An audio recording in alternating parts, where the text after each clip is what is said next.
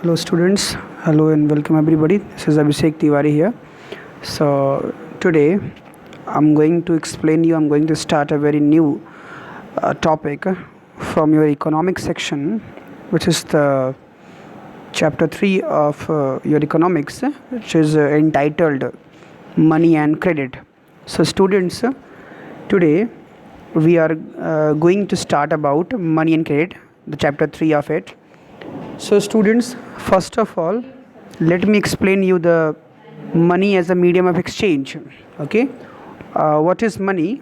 So let us discuss about, first of all, how money can be worked as a medium of exchange here, and a medium of an exchange. So let us discuss everything in detail.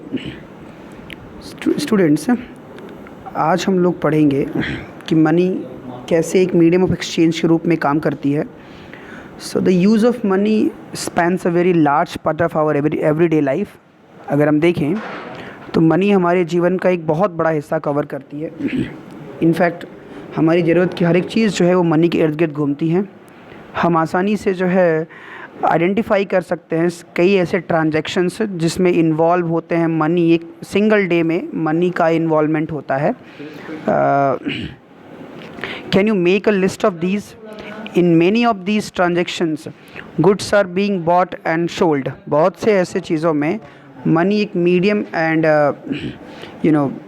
बहुत से ऐसे transactions में goods are being bought and sold with the use of money. आज की recent prospectus में बात करें तो आज जो हैं गुड्स एक्चुअली ख़रीदे और बेचे जाते हैं against the money. In some of these transactions, आज के कुछ ऐसे ट्रांजेक्शन्स हैं जहाँ services are being exchange with money. Services वो मनी के थ्रू एक्सचेंज किए जाते हैं. For some there might be any actual transfer of money taking place now but a promise to pay money later. कुछ transactions ऐसे भी students होते हैं जहाँ पे मनी में पे करने को लेकर के मनी ट्रांसफ़र करने को लेकर के क्वेश्चन उठता है. मींस प्रॉमिस की जाती है और ये कहा जाता है कि बाद में उस चीज़ का पेमेंट जो है वो कर दिया जाएगा. Okay, there might not be any actual transfer. तो ऐसी कंडीशंस में कोई एक्चुअल ट्रांसफ़र तो नहीं हो सकता मनी का, लेकिन एक प्रॉमिस होता है कि it would be paid later. Have you ever wondered why transactions are made in money? क्या कभी आपको ये सरप्राइज़ होता है कि ये ट्रांजेक्शन्स मनी में क्यों होते हैं? रीज़न बहुत ही सिंपल है. एक person who holds money can easily exchange it for any commodity or services that he or she might want. अगर आपके पॉकेट में मनी होता है तो आप उस मनी से कोई भी कमोडिटी को ख़रीद सकते हैं, सर्विसेज को जो है पा सकते हैं. अगर आपके पास पैसे होते हैं पॉकेट में, करेंसी या कॉइन्स के रूप में पैसे होते हैं.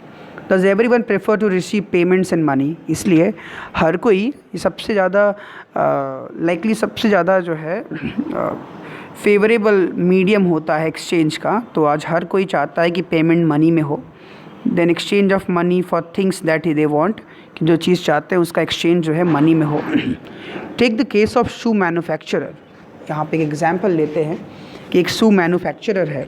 ही wants to sell shoes in the market and buy wheat. वो बाज़ार में शू बेचना चाहता है और उसके बदले में उसे व्हीट या गेहूँ की ज़रूरत है, ख़रीदना चाहता है. The shoe manufacturer will first exchange shoes that he has produced for money. Okay, so पहले वो क्या करेगा, वो पहले उस शूज़ को प्रोड्यूस करेगा, उस शूज़ को जो एक्सचेंज करेगा with someone who needs actually shoes and wants to give him money. Okay, and then exchange the money for wheat. और उसके बाद उस मनी का इस्तेमाल वो wheat खरीदने के लिए, उसको परचेज़ करने के लिए करेगा. Imagine how much more difficult it would be if the shoe manufacturer had to directly exchange shoes for wheat without the use of money. अब एक ऐसी कंडीशन को एज्यूम कीजिए where there is money missing, okay, where there is no mode of exchange through money. So in that condition, you will find out that it would be very difficult to exchange the goods, as here goods can be exchanged through goods, good only be exchanged through goods. So it is really very difficult to exchange goods with the goods, because यहाँ क्या होगा कि आपको goods के बदले में goods आपको वो फाइंड आउट करना पड़ेगा, वो पर्सन जो एक्चुअली गुड्स चाहता है, और ऐसे लोगों को आप जिसको शूज़ मतलब चाहिए होगा, और ऐसे लोगों को जो बेसिकली अपना वीट बेचना चाहते हैं, ठीक है। तो इस तरह की कंडीशंस को कहाँ क्या होता है, only wants to sell wheat but also wants to buy the shoes, means here actually this person needs the double coincidence of wants. Okay, so that is both parties have to agree to sell and buy each other commodities, means यहाँ पे हर किसी को एक दूसरी commodities को खरीदना, each one will wish to buy and sell each one's commodities.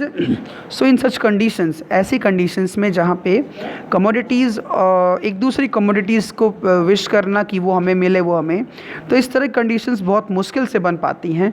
तो ऐसी चीज़ों को double coincidence of wants कहते हैं, दोहरा संयोग कहते हैं, ज़रूरतों का दोहरा संयोग। तो जो डबल कोइंसिडेंस होते हैं वॉन्ट्स का, वहाँ पे ये चीज़ें परफॉर्म होती है।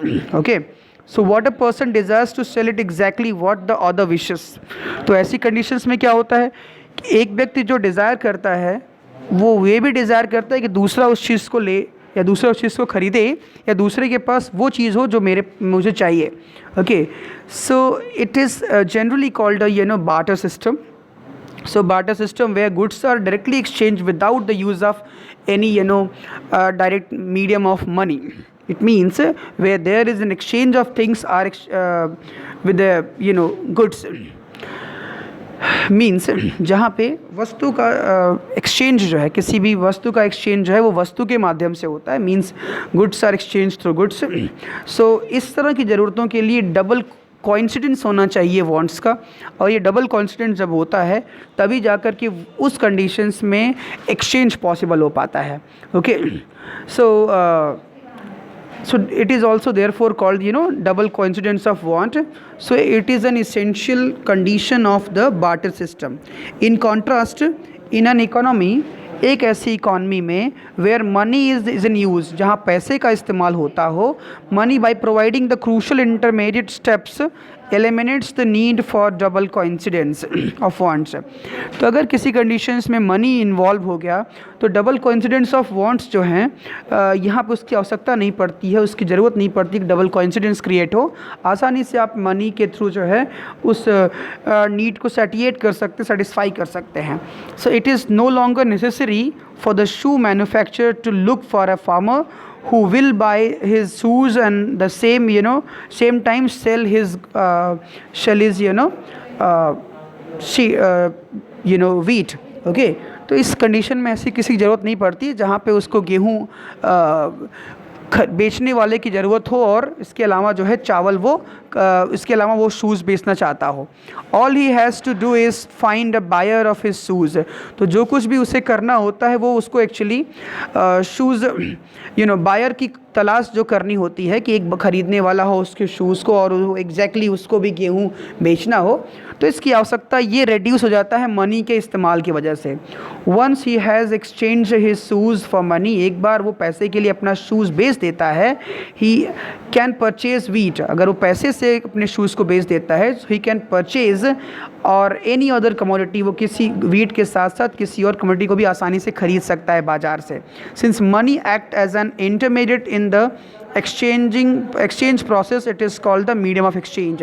तो मनी जो है एक इंटरमीडिएट की तरह एक्सचेंज प्रोसेस में परफॉर्म करता है, एक इंटरमीडिएट एक मीडियम की तरह रोल प्ले करता है, इसीलिए मनी को एक्सचेंज ऑफ मीडियम के रूप में भी जाना जाता है. Okay students, so this is what all about for today's lecture. In the next lecture when we will meet, we would discuss about the modern forms of money. So I will explain you the modern forms of money tomorrow. So with these I'm just coming to an end. We will soon meet next day. Thank you. Have a good day.